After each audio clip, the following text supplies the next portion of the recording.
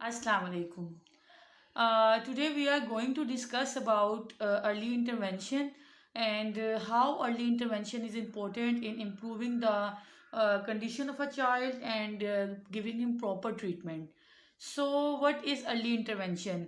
पहले तो पेरेंट्स को इस चीज़ को अंडरस्टैंड करना बहुत ज़रूरी है कि जब आपका बच्चा किसी भी चीज़ से डायग्नोज होता है, किसी भी जो है डिज़ीज़ के उसको डायग्नोज किया जाता है कि सीपी है या डेवलपमेंटली डिलेड बच्चा है या बच्चा फिट्स के साथ है या किसी भी इशू के साथ जब बच्चे को डायग्नोज हो जाता है तो सबसे पहली चीज़ आती है एक्सेप्टेंस।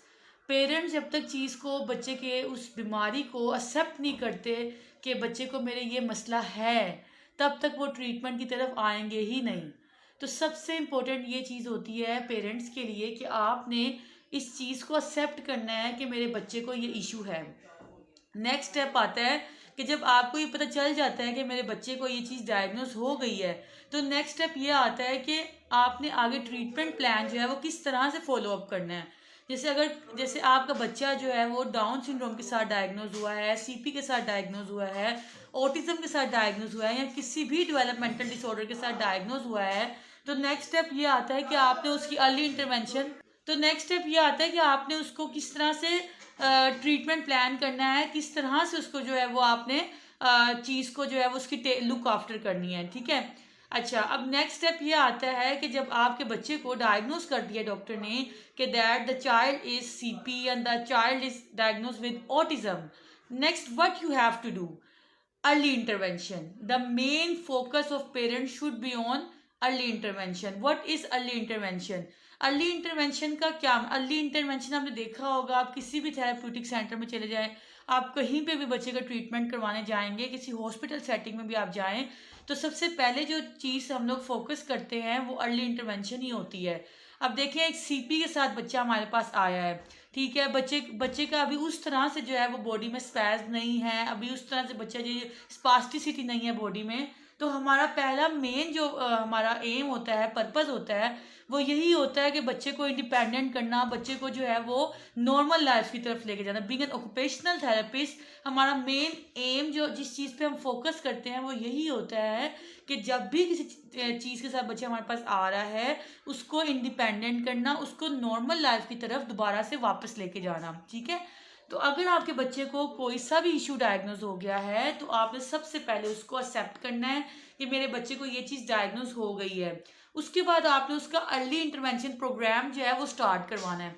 अब उसमें आप लोग क्या करवाएंगे? देखें, अगर आपका बच्चा जो है किसी भी डेवलपमेंटल इशू के साथ है, तो उसमें आपने उसकी मल्टी डिसिप्लिनरी अप्रोच की तरफ जाना है, जिसमें स्पीच थेरेपी है, ऑक्यूपेशनल थेरेपी है, फिजियोथेरेपी है, उसके अलावा एबीए थेरेपी है, साइकोलॉजिस्ट हैं, साइकेट्रिस्ट हैं, इसके अलावा न्यूरोलॉजिस्ट हैं, पीडियाट्रिशियंस हैं, कि जिसमें आपको लगता है कि मेरा बच्चा जो है, अगर फर्ज करें आपका बच्चा 10 माह का हो गया, 12 माह का हो गया और वो अभी उसकी सिटिंग ही नहीं आई, नेक कंट्रोल ही नहीं आया, तो वो एक वरी की बात है। आपने उस चीज़ को लाइट नहीं लेना।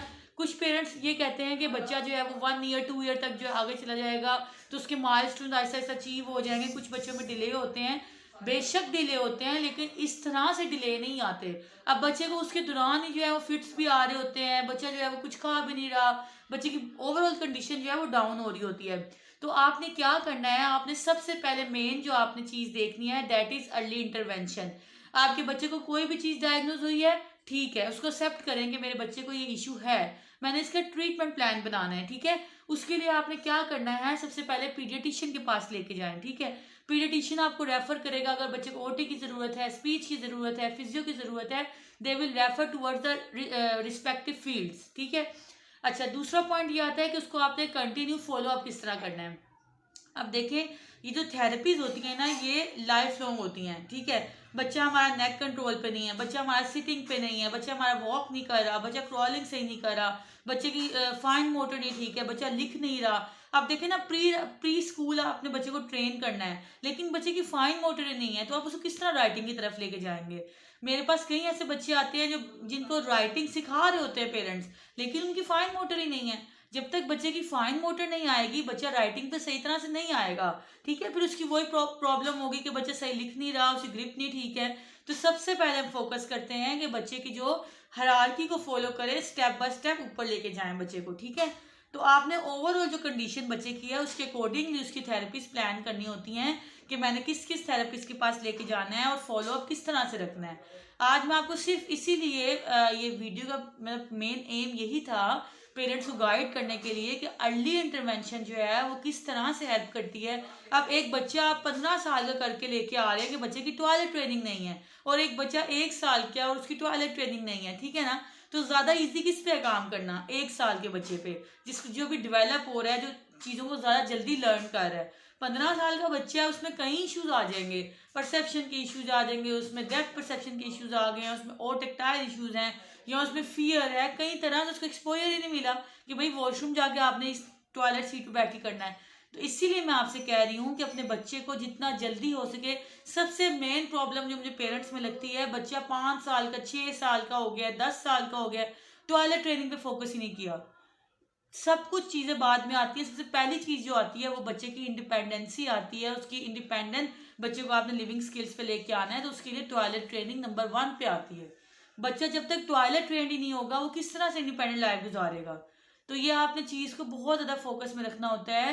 पेरेंट्स को हम कई दफ़ा ये समझाते हैं कि आप सबसे पहले बच्चे को टॉयलेट ट्रेन करें, और ये टॉयलेट ट्रेनिंग घर से ही स्टार्ट होती है, ठीक है। सेंटर में और जो थेरेपिस्ट हैं they will absolutely help you, लेकिन मेन चीज़ जो है वो आपने घर से स्टार्ट करनी है, ठीक है। Thank you so much. और दूसरी बात ये है कि हमेशा इस चीज़ पे फोकस रखना चाहिए कि हमारे बच्चे को जो मसला है उसका हमने ट्रीटमेंट करवाना है, ठीक है। हम लोग क्या करते हैं, पेरेंट्स ही करते हैं, बच्चे को चीज़ों को खींचते जाते हैं कि हो जाएगा हो जाएगा, वो फिर इश्यूज ज़्यादा निकल आते हैं, ठीक है। Thank you so much.